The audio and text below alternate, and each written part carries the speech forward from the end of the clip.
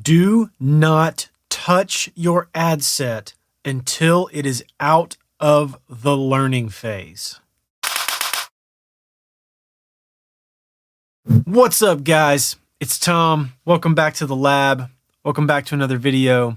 Welcome back to my life. Today, we are in part 11, the final part of our 11-part series, Top 10 Mistakes When Using Facebook Ads to Promote Your Music on Spotify. Today's video is the coup de grace. It is the biggest one from the original list, which if you haven't watched that video, check that out here. You can learn all the ways I've learned to ruin my ads. But this is the big one. This is the biggest one, the biggest mistake. How many times can I say biggest? The most extensive mistake I have made over and over again with Facebook ads when trying to promote my music on Spotify. Now, fortunately, I don't make it as often anymore now that I recognize what I was doing, but for the longest time when I first started, I did this all the time. Do not mess with your ad sets while they're in the learning phase. If you mess with your ad sets before they exit the learning phase, they're going to perpetually start over and never get out of the learning phase. And I know you know what I'm talking about because I'm sure you've done it too. If you've run an ad campaign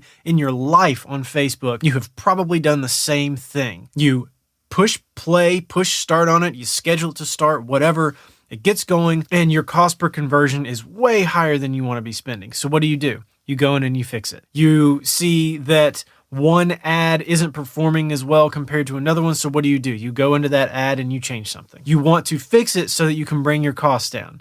You start out at like $1 and you go, oh, this is terrible. I need to just mess with some stuff. And then it goes even higher when you mess with it. Where you start off in a better position, you start out at 50 cents and you think, well, I can bring it lower. I'm going to mess with it. And you've only gotten like 5 or 10 conversions. And so you think, well, I'll just go ahead and do it before I spend more money. That way, the money that I spend will be spent more effectively, right? Wrong. The more you mess with it in the learning phase, the worse you're going to make it. Facebook's ad platform has to learn about all of the factors that make up your campaign. The whole algorithm has to take into account your budget, your targeting, your creative, the audio, the video, your link, your landing page. They have to see how all of these different things perform with your audience, and only once it gets a full encapsulation of what this whole thing looks like can it then say, okay, this is the way to make it better. That's the way to make it better. If it doesn't have a full deck to play with, it's never going to pick the winning card. And every time you mess with it during the learning phase,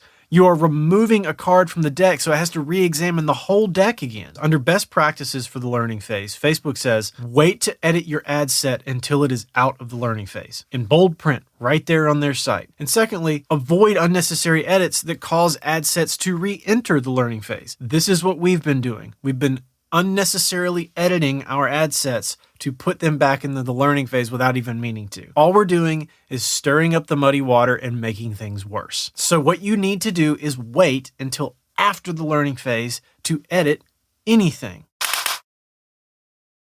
Let me illustrate my point. You drop a song, and when you drop your song, you want to optimize your ad campaign as quickly as possible because you don't want to spend 50 cents per conversion.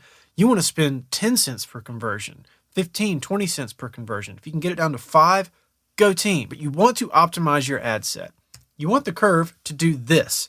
And let's call this curve bang for your buck, right? This is your costs going down and your conversions going up. For every dollar that you spend, you get more for your money over time. It compounds, it gets better as it learns. This is what you want. The problem is when it starts and you mess with it, this is what it looks like. You start this tiny little uptick in your bang for your buck, and then you mess with it.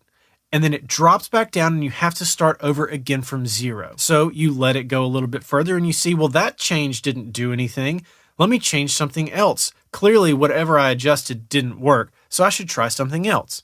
So you do that, and what happens? You go back to zero again. You do it again, back to zero. You do it again, back to zero, and so on and so forth. Every time you do this, you are resetting the algorithm's ability to learn what your expectations are. And not only that, every time you mess with your ad set while it's in the learning phase, you basically are taking all the money you spent to educate your campaign beforehand and throwing that away. All of that data that it has gathered on your behalf is effectively useless because it's starting from zero again to relearn what it is you want. Every time you mess with an ad set while it's still in the learning phase, you can look at the amount of money you've been spending on that campaign so far and basically know that you have wasted that. Don't do it. Okay, so maybe you're asking, Tom, how do I know if my ad set is in the learning phase? Well, when you go to Facebook's Ad Manager, under the delivery column, you will see a green status that says learning. And usually it takes about 50 conversion events if you're running conversion campaigns, which you should be, to get out of the learning phase. And once you get out of the learning phase,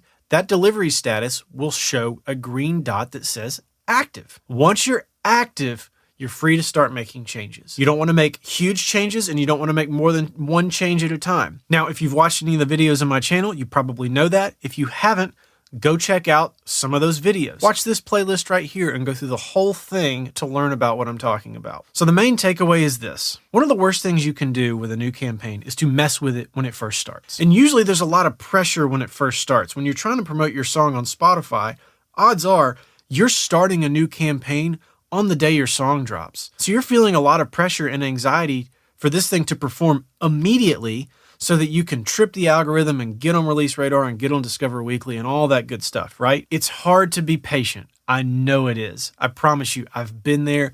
I have killed many ad campaigns from making this very mistake. So please learn from my mistakes. Do not touch your ad campaign until it has optimized and gotten out of the learning phase. And I promise you, release day will go so much better for you. Now, if you like this video and you want to see more like it, please subscribe to my channel. Make sure you hit the like button if you really feel this one and share it with your friends too. And turn on notifications if you don't want to miss anything else in the future. And if you want to listen to what I do on Spotify, there's a link in the description of this video. As always, thank you for watching. Thank you for being here. At the end, you can check out the full playlist of this entire series, and the previous video in this series is down below.